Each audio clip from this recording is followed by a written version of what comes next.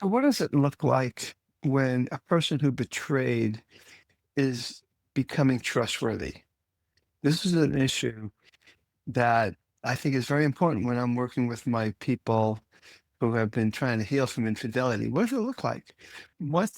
Here this person was that you thought was honest and faithful, and then you discover that he betrayed you or she betrayed you, and it disrupts your whole stability of your relationship, of your life, of your perception of who your partner is, maybe on some level, even of who you are. But so, when do you know when this person is safe?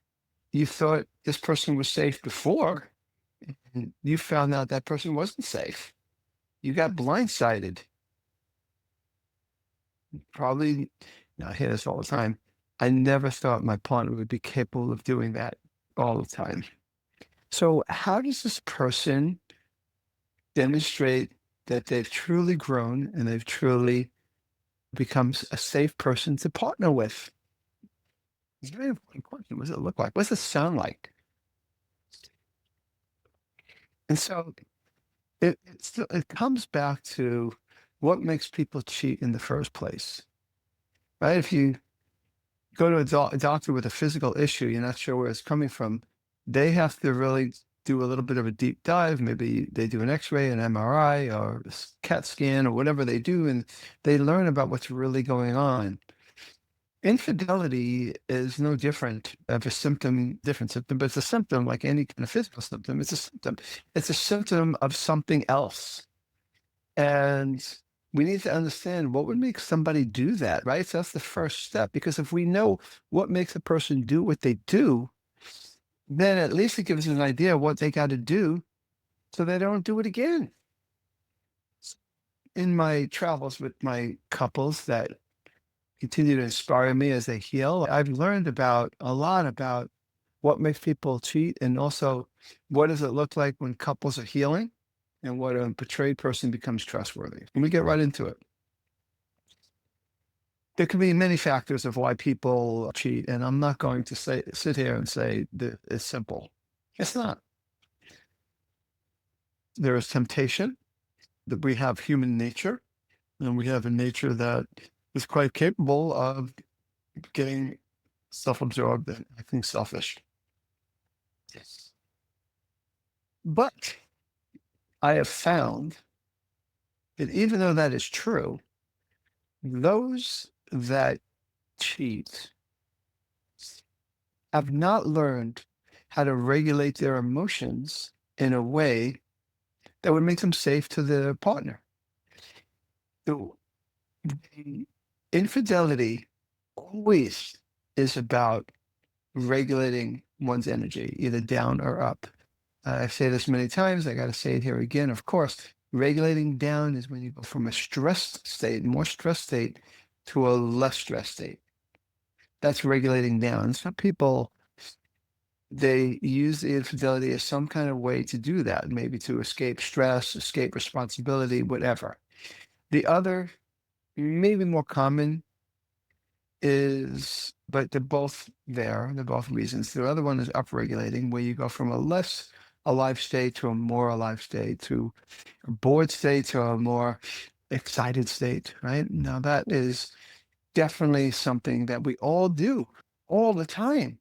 We're constantly trying to get into that window where our energy is not too stressed, but not dead into depressed. We want to feel alive, but not stressed. We do things to help us regulate.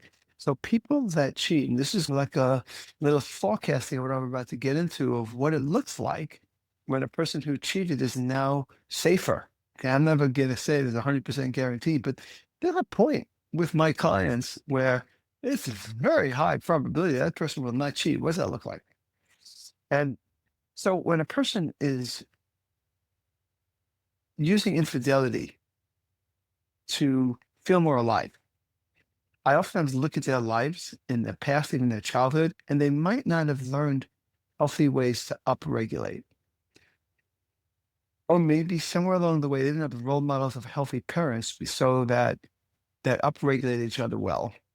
And so the person ends up getting into a relationship is no fault of their partner where they're just not regulating up. Many people who cheat are not upregulated because their heart's not open. They're not good at receiving love and care. Maybe they came from homes where there was some sort of lack of emotional tuning into them. And so they learn to kind of solve their problems on their own. They have what some of us will call an avoidant attachment style. And then they don't really learn to let a partner, or intimate partner, make them feel good. They're just like soloists.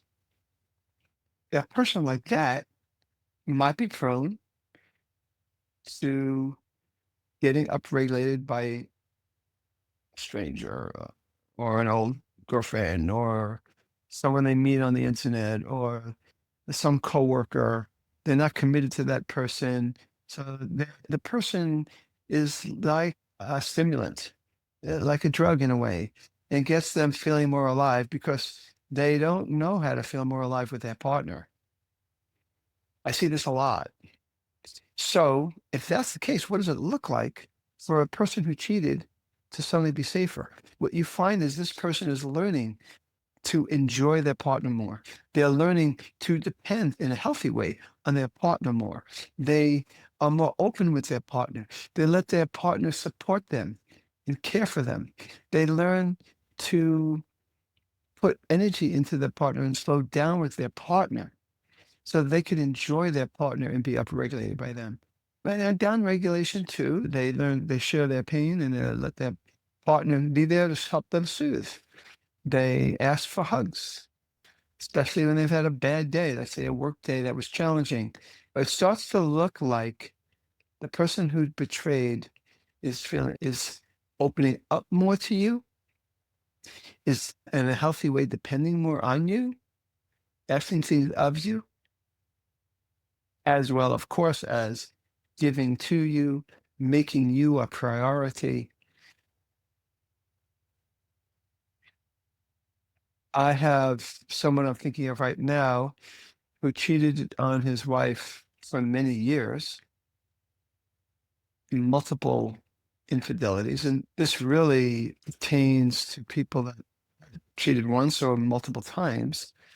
But he learned, and as I'm thinking of him, I thought of a second man. Because they're both similar in this way. They both learned how to really enjoy their partner in the bedroom and out of the bedroom. I remember the second person I just thought of, I remember him saying to me alone, but also in front of his wife, my wife is amazing. And I never fully allowed myself to enjoy her. So that's what it looks like. It looks like a person who's getting more out of the relationship because they're being more open and they're being closer. Without a more open, transparent relationship where the person isn't enjoying him more, then there's no him or her more.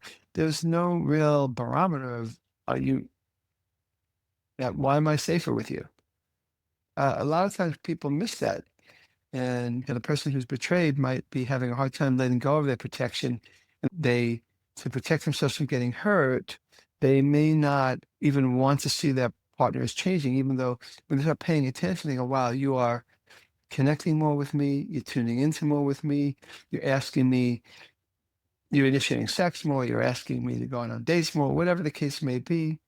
You seem to enjoy me. Those are the things you're looking for. That's what it looks like, really, because it is all about emotional regulation, energy regulation, and you see your partner being uplifted as well as soothed by you more. That is, to me, the key. That is the pivot that and when you're watching for it, you know that change is real. I'm not talking about doing it once in a while. That you start to see in a pretty more consistent way that your relationship dynamics have shifted where the person who betrayed you is more open, more connected, more of a receiver, as well as a giver. So I just wanted to say that's what it looks like. And I've seen it happen. I've seen many people who betrayed learn to regulate differently, and they just don't even have the urge to cheat. They might go, "Oh, this person is attractive," but they dismiss it because where their heart is and where their commitment is in their partner, it's their partner that they use to regulate their nervous system as well as they regulate their partners both up and down, both to be more alive and to be less stressed. That's what we're looking for. That's the kind of relationship that succeeds and thrives. Thanks for listening. This is Todd Creager, making the world safe for love.